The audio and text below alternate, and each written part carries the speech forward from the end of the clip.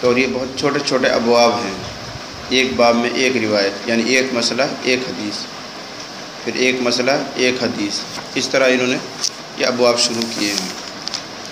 آج کی مجلس میں آپ حضرات 3 مسئلے سنیں گے اور گویا یوں کہہ لیجیے 3 حدیثیں سنیں گے۔ سب سے پہلا مسئلہ بیان کیا ہے باب تحریم رفع المأموم رأسہ من الرکوع او السجود قبل الامام، مقتدی کا اپنے سر کو رکوع یا سجدے میں امام سے پہلے اٹھانا حرام ہے۔ یہ عنوان ہے، مقتدی کا رکوع میں یا سجدے میں امام سے پہلے اپنا سر اٹھانا حرام ہے۔ یہ مسئلہ انہوں نے بیان کیا۔ مسئلے کی تفصیل یہ ہے کہ امام رکوع میں گیا، مقتدی بھی رکوع میں گیا، اور مقتدی نے اپنا سر امام سے پہلے اٹھا لیا اور پھر دوبارہ رکوع میں جھک گیا جب دیکھا کہ ساری دنیا جھکی پڑی۔ ایسے ہی سجدے میں امام صاحب گیا، مقتدی بھی سجدے میں ساتھ ساتھ گیا، لیکن امام نے کچھ تسبیحات زیادہ دیر تک پڑھی تو مقتدی کو ایسا لگا کہیں ایسا تو نہیں سر اٹھا لیا ہو، تو اس نے بھی اپنے سر اٹھایا، دیکھا کبھی سجدے میں، پھر سجدے میں چلا گیا۔ ایسی حرکتیں ہوتی ہیں، یا جان بوجھ کر بلا وجہ کوئی آدمی اپنا سر اٹھاتا ہے، اس کے لیے کہا ہے کہ یہ عمل حرام ہے۔ فقہی اعتبار سے اس کو کہا جاتا ہے مکروہ تحریمی ہے، حرام کے قریب قریب ناپسندیدہ ہے، لیکن اس سے نماز باطل نہیں ہوگی، نماز بہرحال ہو جائے گی، لیکن اس وقت ہے جب امام کو تھوڑی بہت دیر کے لیے رکوع میں یا سجدے میں پا لے۔ اور اگر ایسی حرکت کی کہ امام سے پہلے رکوع میں گیا اور امام سے پہلے ہی رکوع سے اٹھ گیا، امام سے پہلے سجدے میں گیا اور امام سے پہلے ہی اٹھ گیا، تو نماز ہی باطل ہو جائے گی، نماز ہی باطل ہو جائے گی۔ یہاں یہ صورت ہے کہ امام کے ساتھ رکوع میں جا رہا ہے، امام کے ساتھ سجدے میں جا رہا ہے، لیکن کسی وجہ سے چاہے شرارتاً یا بھولے سے کسی وجہ سے اپنا سر امام سے پہلے اٹھاتا ہے تو نماز تو ہو گئی، لیکن ایسا کرنا مکروہ تحریمی ہے، حرام کے قریب قریب عمل ہے۔ اس پر نبی صلی اللہ علیہ وسلم نے وعید سنائی، اس حدیث کو یہاں بیان کر رہے ہیں۔ حضرت ابو ہریرہ رضی اللہ عنہ کہتے ہیں نبی کریم صلی اللہ علیہ وسلم نے ارشاد فرمایا اما یخشى احدکم اذا رفع رأسہ قبل الامام ان یجعل اللہ رأسہ رأس حمار، کیا تم میں سے کوئی ڈرتا نہیں ہے، یعنی ڈرنا چاہیے، اما یخشى احدکم کیا تم میں سے کوئی ڈرتا نہیں ہے جب وہ اپنا سر امام سے پہلے اٹھاتا ہے کہ کہیں اللہ تعالیٰ اس کا سر گدھے کا سا سر نہ بنا دے۔ یہ نبی نے وعید سنائی، یعنی اس بات کا خطرہ اور اندیشہ ہے کہ امام سے پہلے سجدے میں یا رکوع میں اگر سر اٹھائے تو کہیں اس کا منہ، اس کا سر گدھے جیسا نہ ہو جائے۔ او یجعل اللہ صورتہ صورت حمار، یا اللہ اس کی شکل کو گدھے کی سی شکل بنا دے، کیا تم میں سے کوئی اس بات سے نہیں ڈرتا ہے؟ یہ حضور کے الفاظ میں یہ وعید بیان کی گئی ہے، اور نبی کریم صلی اللہ علیہ وسلم ایسی سخت وعید کسی بہت بھاری کام پر ہی، بھاری گناہ پر ہی سنا سکتے ہیں۔ آپ جب رحمت للعالمین ہیں، ساری دنیا کے لیے آپ مشفق اور مہربان ہیں، آپ کی زبان مبارک سے اتنے سخت کلمات کہ وہ آدمی جو اپنا سر رکوع میں یا سجدے میں امام سے پہلے اٹھاتا ہے اس کو ڈرنا چاہیے اس بات سے کہیں اس کا سر، اس کی صورت گدھے جیسی نہ ہو جائے۔ یہ جملے حضور کی زبان سے جب ہی نکلیں گے جب بہت سنگین گناہ ہوگا، کوئی بہت بڑا اور عظیم گناہ ہوگا۔ اس لیے فقہاء کرام کا اتفاق ہے کہ یہ گناہ مکروہ تحریمی ہے، لہذا یہ حرکت نہیں کرنی چاہیے۔ اب اس پر ایک سوال ہوگا، ایسا تو بہت سی مرتبہ ہم نے کیا ہے یا کرتے ہوئے کو دیکھا ہے، لیکن آج تک کسی کو گدھا بنتے نہیں دیکھا، آج تک کسی کی شکل ہم نے گدھے جیسی نہیں دیکھی۔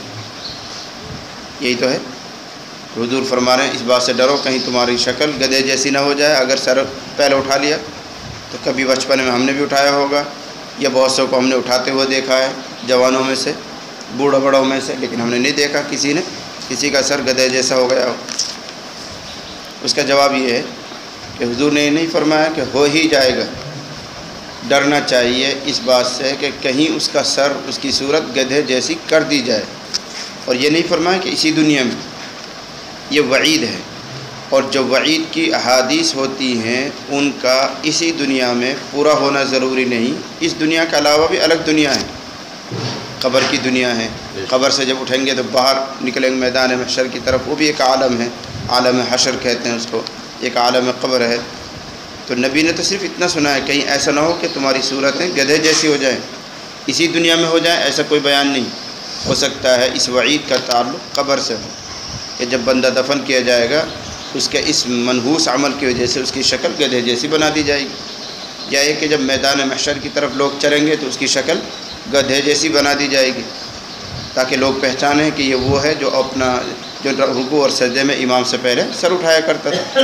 پہلے کئی مرتبہ یہ مضمون میں آپ کو سنا چکا ہوں کہ اس دنیا میں بندہ جیسا عمل اختیار کرتا ہے اس لحاظ سے میدان محشر میں اس پر نشانیاں ظاہر ہوں گی، نشانیاں ظاہر ہوں گی۔ اچھا عمل اختیار کرتا اچھی نشانیاں ظاہر ہوں گی، وضو کرنے کی برکت سے ہاتھ پیر چمکیں گے، بھیک مانگنے کو جیسے چہرے کا گوشت اتر جائے گا، جس کی 2 بیویاں ہیں ایک سے اچھا تعلق رکھے ایک سے نہ رکھے تو آدھا جسم کا گوشت گرا ہوا ہوگا، یہ نشانیاں ظاہر ہوں گی۔ حدیث میں ہو سکتا ہے اس کا تعلق بھی اسی مضمون سے ہو کہ جب میدان محشر کی طرف آئیں گے تو ایسے انسان جو امام سے پہلے اپنا سر اٹھاتے ہیں وہ گدھے کی سی شکل یا گدھے کا سا جسم یا گدھے کا سا سر لے کر آئیں گے، ہو سکتا ہے اس وقت سے اس کا تعلق، لہٰذا یہ اعتراض نہیں کرنا چاہیے کہ ہم نے تو ایسا بہت سی مرتبہ کیا ہے یا کرتے ہوئے کو دیکھا ہے اور آج تک کسی کا سر یا کسی کی صورت گدھے جیسی نہیں ہوئی، اس لیے کہ یہ وعید سے تعلق رکھنے والی حدیث ہے، اور وعید کا اسی دنیا میں پورا ہونا ضروری نہیں، عالم قبر بھی ہے، عالم حشر بھی ہے۔ دوسرا جواب یہ ہے تاریخ میں ایسا واقعہ ہے، ملا علی قاری رحمۃ اللہ علیہ نے مشکات کی ایک شرح لکھی ہے مرقات کے نام سے، اس میں انہوں نے ایک واقعہ لکھا ہے کہ ایک محدث تھے اور حدیث کا سبق پڑھایا کرتے تھے، لیکن ہمیشہ پردہ ڈال کر، چہرے پہ ایسے نقاب ڈال کے پڑھایا کرتے تھے، سبق بہت اچھا ہوتا تھا۔ اس کے شاگرد بہت خوش ہوئے، جب کتاب پوری ہوئی تو شاگردوں نے کہا کہ حضرت پوری کتاب ہم نے پڑھ لی لیکن ایک مرتبہ بھی آپ کی زیارت نہیں ہوئی، ہم کیسے محروم رہے، کم سے کم ایک مرتبہ تو اپنی زیارت کرا دیجیے۔ تو محدث نے اپنے چہرہ سے کپڑا ہٹایا تو ان کی شکل گدھے جیسی تھی، شکل گدھے کی سی بنی ہوئی تھی، تو طلباء کو حیرانی ہوئی، ہم کس آدمی سے حدیث پڑھ رہے تھے، یہ تو کیسی شکل ہے۔ تب اس محدث نے قصہ سنایا کہ جب میرے سامنے سے یہ حدیث گزری کہ جو بندہ اپنا سر رکوع میں یا سجدے میں امام سے پہلے اٹھاتا ہے اس کو ڈرنا چاہیے کہ کہیں اس کی شکل گدھے جیسی نہ ہو جائے، تو تجربہ کرنے کے لیے میں نے ایسا کیا، تجربہ کرنے کے لیے، جانچنے کے لیے کہ یہ بات سچی ہے یا غلط ہے، حضور نے فرمایا یہ ہو سکتا ہے کہ نہیں ہو سکتا، جانچنے کے لیے میں نے ایسا کیا، بس اس دن سے میری شکل یہ ہے، اس لیے میں پردہ ڈال کر نقاب ڈال کر حدیثیں پڑھاتا ہوں۔ تو یہ واقعہ ملا علی قاری رحمۃ اللہ علیہ نے مشکات کی جو شرح عربی میں ہے مرقات اس میں لکھا ہے۔ تو دنیا میں ایک واقعہ 2 واقعہ اگر ہو جائیں تو بات کی سچائی کے لیے، تصدیق کے لیے تو وہی کافی ہے، جانچنے کے لیے انہوں نے ایسا کیا، اس لیے کبھی یہ حرکت نہ کریں، اور کی ہے تو اللہ اس کو درگزر کرائے۔ لیکن بہرحال یہ مسئلہ اور یہ حدیث یہاں سنائی گئی ہے تو یہ ذہن میں رکھیں کہ امام سے پہلے رکوع یا سجدے میں سر اٹھانا مکروہ تحریمی ہے، حرام ہے، اس سے اگرچہ نماز تو باطل نہیں ہوگی جبکہ امام کو تھوڑی بہت دیر کے لیے پا لیا ہو، اگر امام کو پایا ہی نہیں، ہمارے ہاتھ سے نکل گیا امام، تو پھر نماز فاسد ہو جاتی ہے۔ یہ ایک باب پورا ہوا۔ دوسرا باب ہے باب کراہت وضع الید علی الخاصرۃ فی الصلاۃ، باب کراہت وضع الید علی الخاصرۃ فی الصلاۃ، نماز میں کوکھ پر ہاتھ رکھنے کی کراہیت کا بیان۔ خاصرہ کوچ کو کہتے ہیں، جس کو ہم کوچ کہتے ہیں، یہ کوکھ اردو میں کہتے ہیں۔ کوئی آدمی چالو نماز میں دونوں ہاتھ اس طرح رکھ لے، چاہے اپنی اکیلے ایک نماز پڑھ رہا ہو یا جماعت کے ساتھ، اس کو کہتے ہیں دونوں ہاتھ کوکھ پر رکھنا، یہ بھی مکروہ ہے۔ پہلا اور مسئلہ یاد کرو، ہم تکبیر تحریمہ کہہ کے جو یوں ہاتھ باندھتے ہیں، یہ ہاتھ باندھنا نماز کے اندر فرض نہیں، واجب نہیں، سنت ہے۔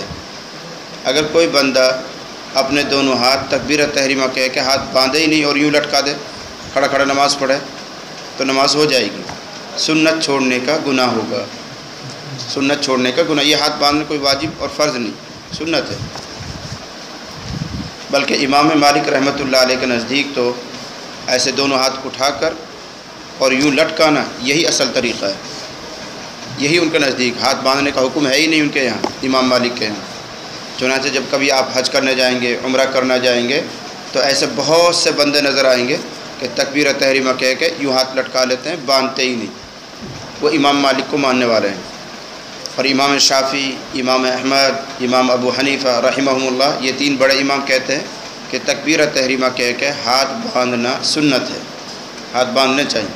پھر ان میں آپس میں اختلاف، کہاں باندھنا چاہیے، کہاں باندھنا چاہیے.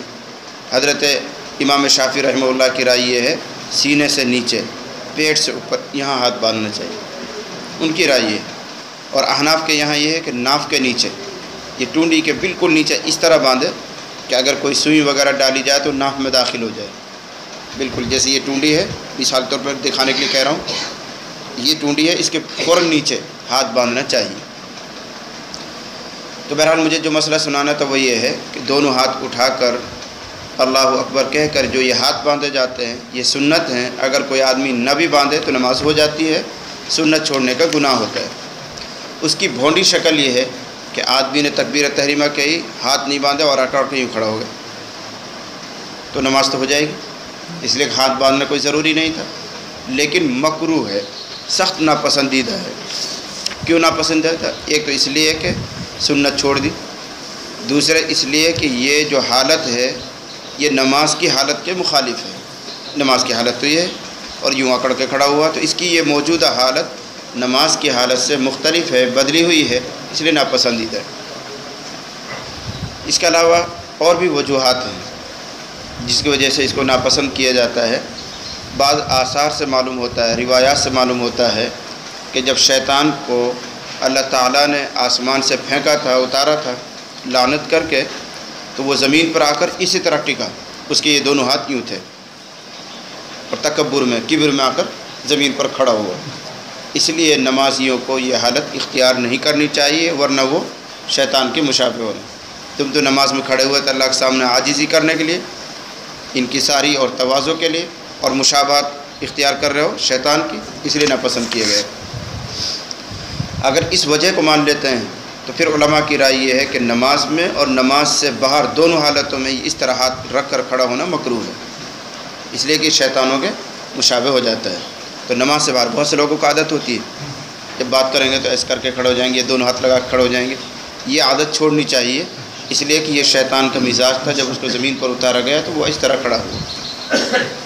ایک روایت میں یہ بھی ملتا ہے کہ جہنمی جب جہنم میں پریشان ہو جائیں گے اور اللہ کی رحمت سے بالکل مایوس ہو جائیں گے تو تھوڑی بہت دیر کے لیے جب سستانے کے لیے کھڑے ہوں گے تو اس طرح کھڑے ہوں گے. تو یہ جہنمیوں کی حالت ہے، اس لیے نماز میں جہنمیوں کی حالت اختیار نہیں کرنی چاہیے. تو یہ وجوہات بیان کی جاتی ہیں. بہرحال مسئلے کے اعتبار سے اگر کوئی بندہ نماز کی حالت میں دونوں ہاتھوں کو کوکھ پر رکھتا ہے تو گناہ کی بات ہے، مکروہ ہے، نماز بہرحال ہو جائے گی. وہ الگ بات، ایک ثواب کم ہو گیا، ناپسندیدہ کام کیا ہے، گناہ کا کام کیا ہے، لیکن نماز ہو گئی. اس لیے ایک ہاتھ باندھنا کوئی واجب اور فرض نہیں تھا.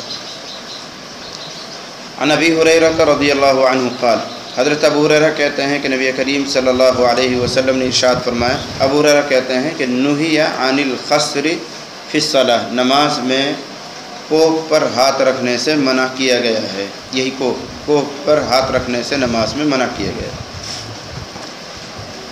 تیسرا باب ہے باب کراہت الصلاۃ بحضرۃ الطعام ونفسه تتوقع الیہ او مع مدافعۃ الاخبثین وهما البول والغائط.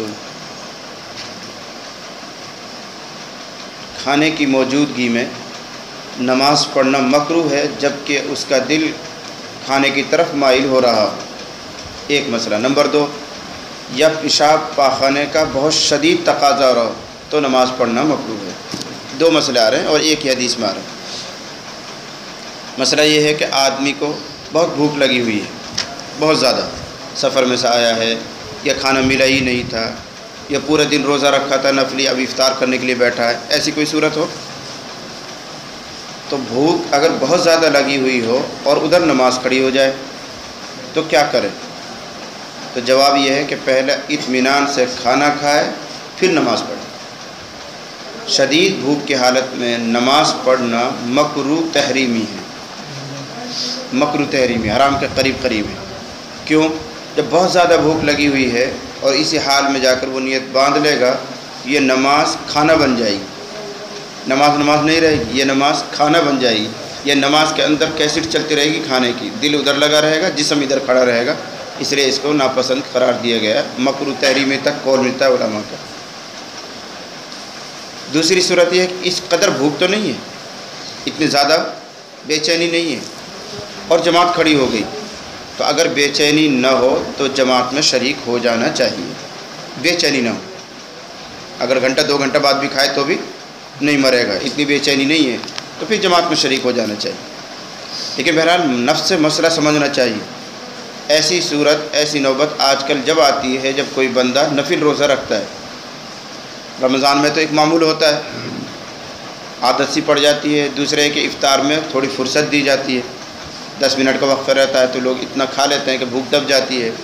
لیکن عام دنوں میں اگر کسی بندے نے روزہ رکھا ہے تو وہ اکیلا ہے اور ساری دنیا نے بغیر روزے کے دن گزارا ہے، تو ادھر اذان پوری ہوگی، ادھر نماز کھڑی ہوگی اور وہ لگا ہوا افطار میں اور بھوک شدید لگی ہوئی ہے، تو مسئلہ یہ ہے کہ اطمینان سے افطار کرے۔ اگر اخیر میں رکعت بھی مل جائے گی تو بھی کوئی حرج نہیں، نہ بھی ملے تو بھی افطار میں لگا رہے، جب اطمینان ہو جائے جب جا کے نماز پڑھے۔ مسئلہ یہ ہے، اس لیے کہ اس اکیلے کے لیے کوئی انتظار تھوڑی کرے گا، تو نماز کھڑی ہو گئی اور اس نے اطمینان سے افطار کیا ہے تو کوئی گناہ نہیں کیا، جبکہ بھوک بہت زیادہ لگ رہی ہو۔ اور اگر ایسے شدید تقاضا نہیں ہے تو پھر جماعت نہیں چھوڑنی چاہیے۔ دوسرا مسئلہ ہے پیشاب کا، یہ پاخانے کا بہت تقاضا ہو رہا ہے، بہت زیادہ دباؤ پڑ رہا ہے، تو بھی نماز پڑھنا مکروہ تحریمی ہے۔ اس کی 2 صورتیں، نماز میں داخل نہیں ہوا تھا، اس سے پہلے ہی تقاضا ہو رہا ہے اور اب تکبیر شروع ہو گئی، امام کھڑا ہو گیا، تو حکم یہ ہے کہ نماز میں شامل نہیں ہونا چاہیے، پہلے ان چیزوں سے فارغ ہو، پھر وضو کرے، جماعت مل جائے تو بہت اچھی بات، نہ ملے تو اپنی پڑھے۔ جماعت چھوڑنے کا کوئی گناہ نہیں ہوگا، اس لیے کہ شریعت نے رخصت دی ہے۔ دوسری صورت یہ ہے پہلے کوئی تقاضا نہیں تھا، نیت باندھی، اب تقاضا شروع ہو گیا، اس میں 2 صورتیں ہیں۔ اگر اتنا شدید تقاضا ہے کہ کبھی پاؤں یوں کر رہا، کبھی یوں دبا رہا اور دھیان بس ادھر لگا ہوا، تو حکم یہ ہے کہ نیت توڑ کر ضرورت سے فارغ ہونے کے لیے چلا جائے، اس نیت توڑنے پر کوئی گناہ نہیں ہے۔ اور اگر ایسا ہے کہ تقاضا ہوا لیکن دھیان ادھر نہیں جا رہا ہے اور آرام سے نماز پوری کر سکتا ہے تو نماز پوری کرے، جماعت کو نہ توڑے، اگر پہلے سے تقاضا نہیں تھا اور درمیان میں یہ تقاضا ہوا ہے۔ یہ مسئلہ انہوں نے بیان کیا۔